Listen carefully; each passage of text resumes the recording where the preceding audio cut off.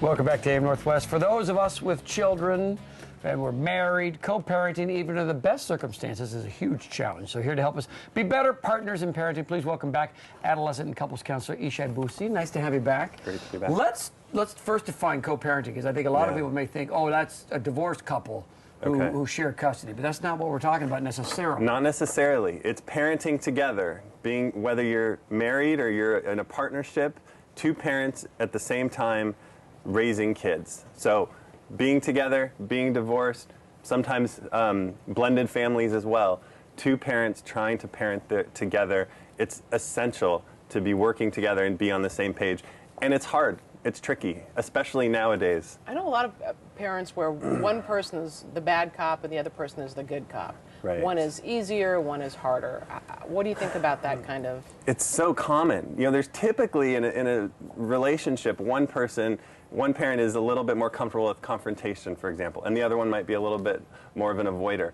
And that's, you know, natural. But what happens is parents can get locked into defined roles. Right. And so one becomes the heavy all the time. They're always arguing. They're always yelling. They're always kind of ending up in these big, huge blow-ups with their kid. And the other one, and when that happens, the other one gets to be sort of the rational, calm, easygoing one. And the problem is that the kid is, and the parent that they're getting into it with, they tend to have a negative relationship. Right. That parent who's always doing that, they're getting exhausted, they're getting burnt out. There needs to be more balance. So that person, I tell those parents, back off a little bit. I tell the other parent, get involved, be the bad cop a little bit, take turns with that role. Don't let one person have that. Because good cop, bad cop works once in a police station when you're in the interrogation room, but this perpetrator, the teenager, knows you're playing the game, right? So you got to mix it up for him. You got to mix it up for him. Yeah, exactly. And what about the differences between parenting styles? I'm going to guess that the parents' own upbringing influences that a great deal. It does. It influences a lot. We all have different sensibilities, different personalities, and different styles.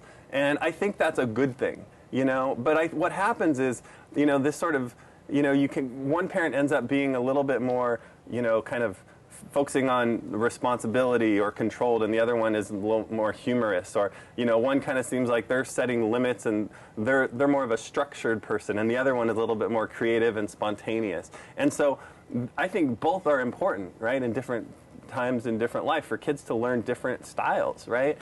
The problem is when those styles aren't valued in one another, then there becomes a you're right and you're wrong. Right. You're enabling, you're being too hard. You know, and then they become more and more extreme instead of, these are both important traits. Right. Kids need both.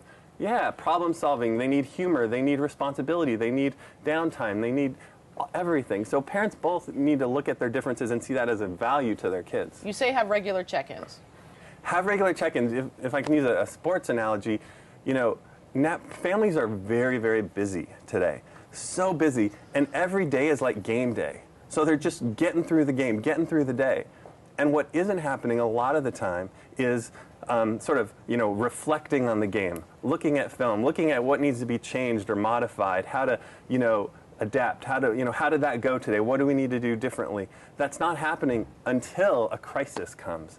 And teens know how to manufacture that. And then there's these conversations and disagreements, or let's figure this out, we have a problem. Then they're talking. But I'm suggesting carve out time every day, even if it's just mundane. How'd it go today? You know, how'd you handle that? I thought that was well. I didn't know what to do with this situation. What do you think? Just checking in on a daily basis, even for a little bit. Makes so much sense.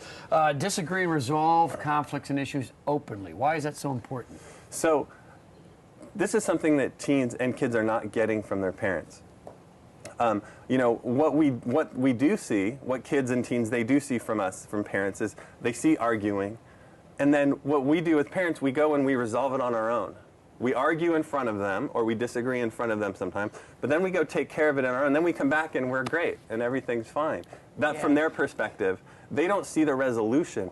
Teens are really struggle with problem solving a lot of times. Yeah. That's the issue they have. They don't know how to resolve conflict. They don't know how to deal with differences and challenging situations. And as parents, we need to show that. We need to model that. Show them, how it works. I tell parents, disagree in front of your kid. Let them see you're not on the same page, and show them how to resolve it. Where are they going to learn that? We're out of time, but I did want you to touch on Show PDA, Public Display of Affection. Yeah.